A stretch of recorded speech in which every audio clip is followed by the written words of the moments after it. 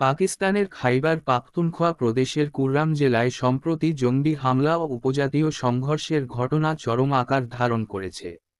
আফগানিস্তান সীমান্ত ঘেঁষা এই অঞ্চলে জঙ্গিদের টার্গেট ছিল সাধারণ মানুষ এবং আদিবাসী সম্প্রদায়।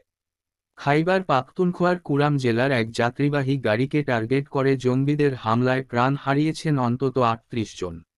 আহত হয়েছেন ২৯ জন। নিহতদের মধ্যে নারী ও শিশুরাও রয়েছে।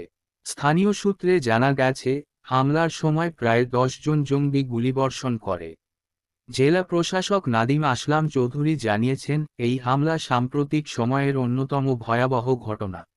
হামলার পর পুলিশ পুরো এলাকা ঘিরে রেখেছে এবং তদন্ত চলছে। অন্যদিকে কুররাম জেলায় আলিজাই ও বাগান উপজাতিদের মধ্যে সংঘর্ষে গত ২৪ ঘণ্টায় নিহত হয়েছেন ৩৭ জন। এই সংঘর্ষে স্বয়ংক্রিয় অস্ত্রের ব্যবহার হয়েছে এবং বেশ কয়েকটি গ্রামে গোলাগুলির ঘটনা এখনও থেমে চলছে। সংঘর্ষের সূত্রপাত যাত্রীবাহী একটি ভ্যানের ওপর হামলার পর। এরপর উত্তেজনা ছড়িয়ে পড়ে এবং দুই উপজাতি গোষ্ঠী একে অপরের বিরুদ্ধে ভারী অস্ত্র নিয়ে সংঘর্ষে লিপ্ত হয়।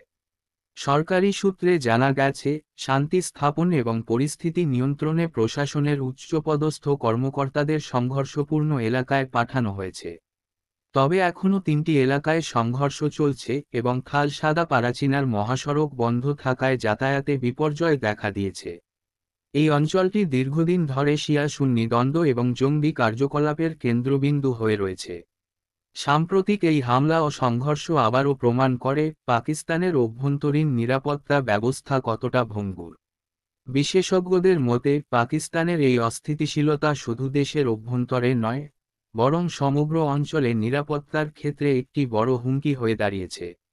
আপনাদের কি মনে হয়? কমেন্ট বক্স ফিডব্যাক দিতে ভুলবেন না। আর নতুন দর্শক হয়ে থাকেন পরবর্তী ভিডিও পেতে চ্যানেলটিকে সাবস্ক্রাইব করতে ভুলবেন না।